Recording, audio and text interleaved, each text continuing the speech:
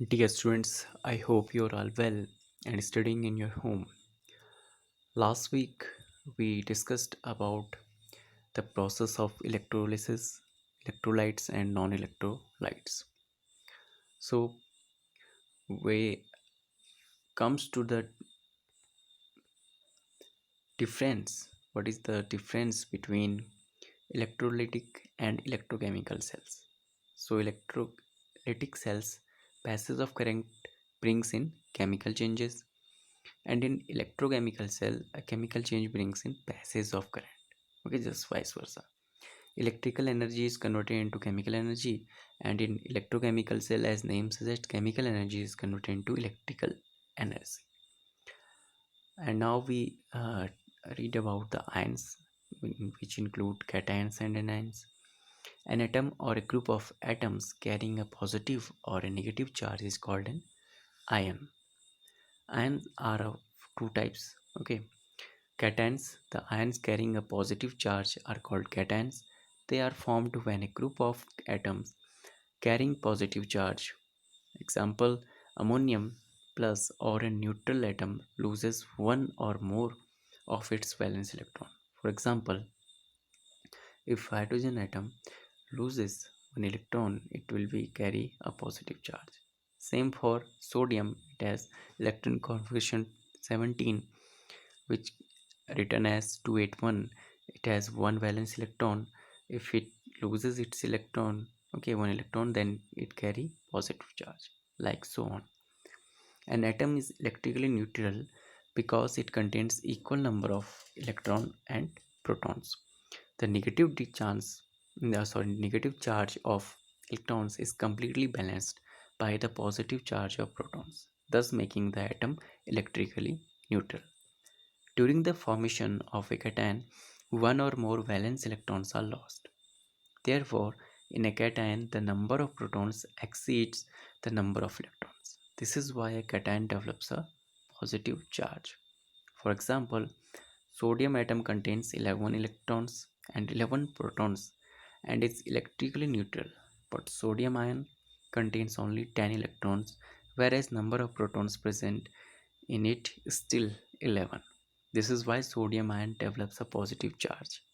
Okay, some more examples of cations are, okay, calcium, aluminum, copper, zinc, lead, stainless, okay, strontium and iron. Anions, the ions which carry a negative charge, are called anions.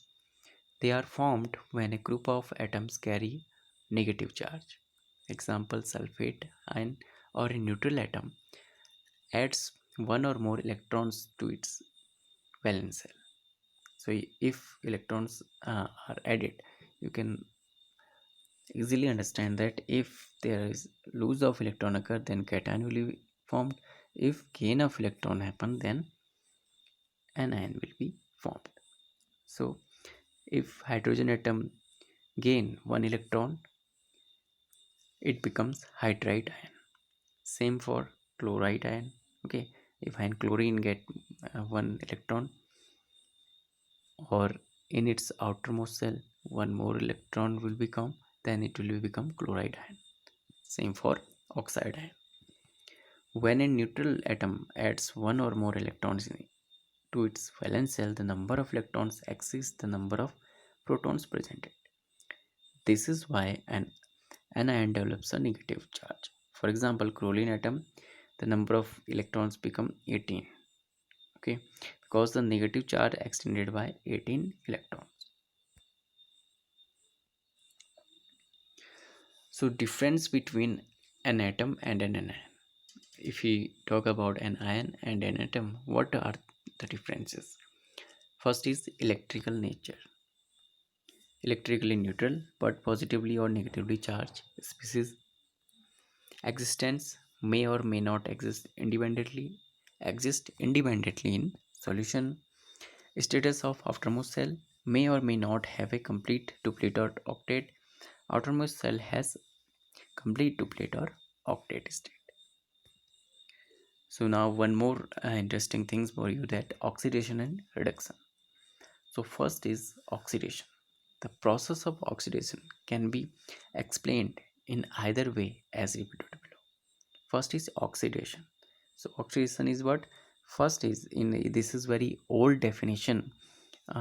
If you say uh, it was for about many decades ago, just consider that gain of oxygen is oxidation. So you can see here copper atom, copper element get oxygen molecule and it become copper oxide. So here gain of electron occur, so it is a oxidation process. And then the theory of removal of hydrogen will become, okay, removal of hydrogen is called now oxidation.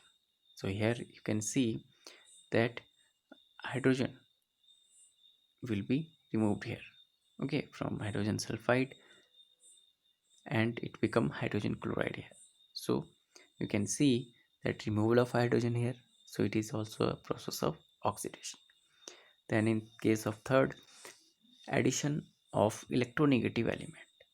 If electronegative element will be added to any element or substance, so this process also called oxidation, okay.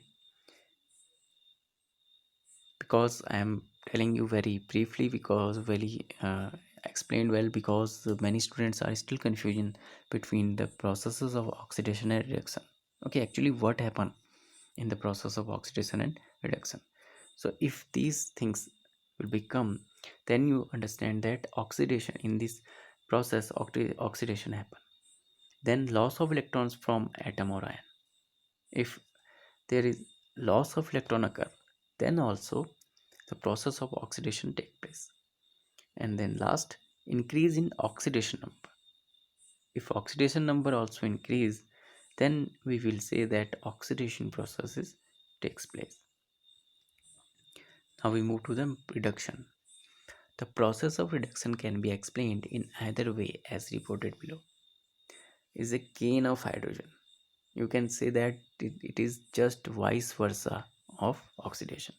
If gain of hydrogen take place, then it will be reduction. Here you can see that if you just do opposite of any reaction, it will becomes S2S plus Cl2. Here hydrogen chloride will be formed. So here hydrogen is gained. Removal of oxygen, okay, CO plus minus hydrogen, okay. If hydrogen oxygen is removed, okay, then we will say that reduction process is taking place. Then removal of electronegative element also indicate that here reduction process will take place. Gain of electrons from atom or ion. If electrons are gained, then also reduction happen. Decrease in oxidation number. If oxidation number is decreased, then also reduction process will be take place. So I hope you will be now understand well that what are the process or in which circumstances we can say that in this reaction oxidation happened or reduction happened. So one more important note for you, that oxidation reduction reactions are called redox reactions. Okay, if redox is come from both reduction and oxidation, if you see the word, so it means the both reactions will be occur simultaneously. Oxidation is always accompanied by reduction. Okay, oxidation is always accompanied by reduction. Oxidation are substances which reduce themselves and oxides other species. Reductants are the substances which oxide themselves and reduces other species. So you can see the minute difference between them. Okay, in point 3 and 4, oxidants are the substances which reduce themselves, and the reductants are the substances which oxidized themselves and reduce other and oxide other. So you have to make your point in your mind also. So a redox reaction occur when oxidation and reduction occur simultaneously. Okay, in this process you can see that hydrogen sulfide act as a reducing agent here. Okay, and it will be and it will be reduce.